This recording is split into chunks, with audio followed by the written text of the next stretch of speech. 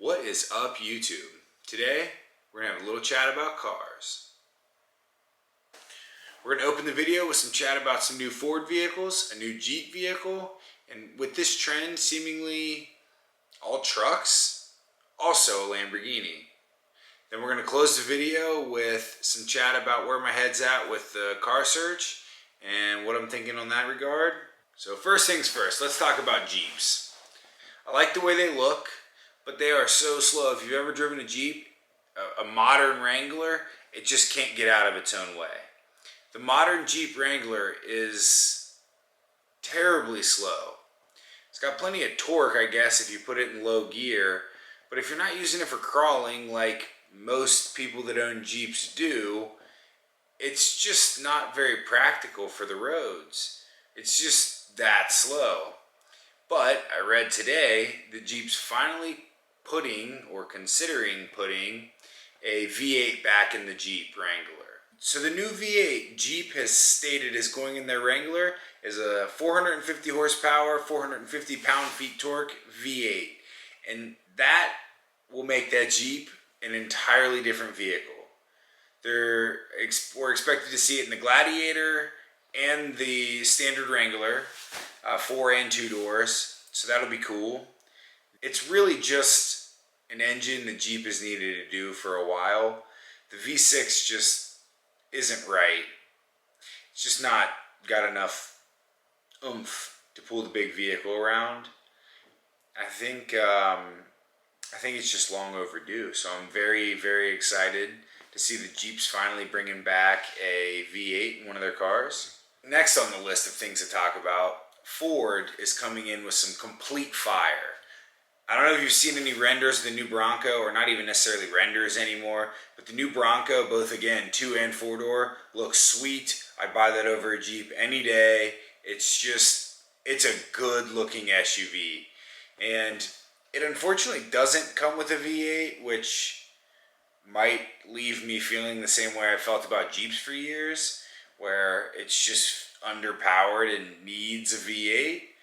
The V6 option, I don't know if it's supposed to be turbo, but if it's the EcoBoost V6 that comes in a lot of other Fords, I wouldn't hate if it was not a V8, or I wouldn't even care, honestly, just as long as it's got enough power, which, as I understand it, I think it does. But it looks great nonetheless. I'm super, super excited about the new Bronco.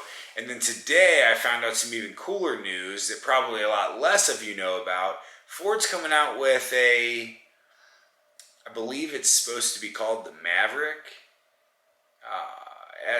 To the best of my knowledge, it's going to be called the Maverick. And it's I don't want to say tiny truck. So it's a unibody truck called the Maverick. It's supposed to be a front-wheel drive based truck, which might deter a lot of people. It's based on the Ford Focus chassis. So if it's based on the Focus chassis, it wouldn't be anything to make it all-wheel drive. A lot of people have said that they might expect to see it called the Ranchero, but I'm not sure. Either way, it's basically a little El Camino kind of truck that actually looks like a truck, not like an El Camino looked more like a car. But I'm very excited about that because I've been screaming and shouting. I grew up riding bikes. Having a truck is something that's almost necessary if you want to do any kind of power sports. And as a car guy, I'm in this spot where I'm just torn. I want to have something fun to drive, and I would also like to have a truck, but I don't really want to have 2 vehicles. I'm good with just one vehicle. It's just really inconvenient that then I have to go borrow a truck from my dad, or I can pull a trailer with our X5, but that's not the same as a truck either.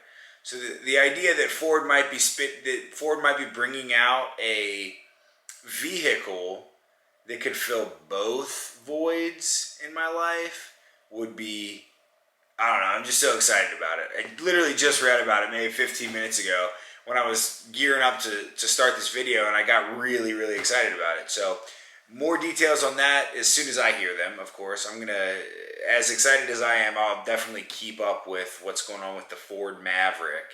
And hopefully we'll see an ST version of it that's all-wheel drive. I mean, why not? It's based on the Focus chassis, so the architecture's already there. It would be nothing to make it all-wheel drive. So that's really, really, really exciting. What else? Lamborghini has once again wasted our time and got a bunch of probably wealthy people to buy something with a new skin on it that's really archaic with their new redesigned Aventador. I feel like they're beating a dead horse at this point in time. The car is extremely fast, so like don't let anybody lie to you. And when you're in it wide open, you don't really notice that it's a single clutch transmission, but it is, and it is not the greatest transmission I've ever driven. It's okay, whatever. It's a Lamborghini. Everybody looks at you no matter what the transmission is, right?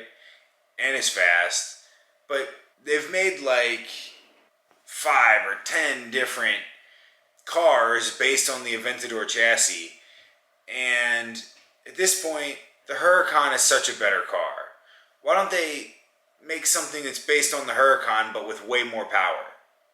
Or whatever. I mean, the transmission, it's just, the Huracan's just a better car. But anyway, brief update on Lamborghini doing something. I don't even know what I was going to say. I just feel like it's really time for Lamborghini to come out with a new flagship. The Aventador is just really, really dated at this point. But whatever.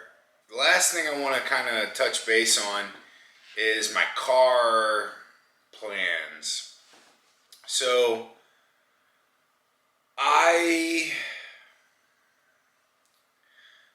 I've been pretty convinced that the Corvette's going to be my final choice. I really, really wish I could figure out a place where I could go drive a Z4M that I don't have to fly to or drive for hours just to drive the car and see if I even like it. So that's a tough one, but I do know that I will, I think, yeah, I do think that I'll like the Corvette as long as, you know, a couple of things get done to it. I want to put a different steering wheel in it, different seats, it needs a short throw shifter. Those are like the big ones. You put those things in the car and then it looks like any other 90s car. I don't hate 90s car interiors. I just thought the Corvette's 90s car interior was really bad. The quality seems so-so, but I don't mind a lower quality interior if the car drives really good. The thing that's kind of got me on the Corvette is that instant torque, and the Z06 steering felt incredibly lively. So I think that's where I'm still leaning. I really want to drive a C6 base model before I make my final decision, but it's kind of looking like I'm leaning towards the Corvette. But all in the same breath, I don't know, sometime last week I got the bug for my car, and I started thinking about ordering solid motor, transmission, and diff mounts, an angle kit, and a bunch of other stupid things that would make my car feel more like a race car, but I just don't know if that's the right move. So I'm really, really up in the air. What do you guys think? Should I buy a new Corvette, or not a new, should I buy a C5, Z06, C6 base, or should I just keep the BMW 135 and maybe put a bigger turbo on it and do some stuff with the car? It's up in the air. Anyway, more on car chats next week. Don't forget to like, comment, subscribe. Catch you in the next one.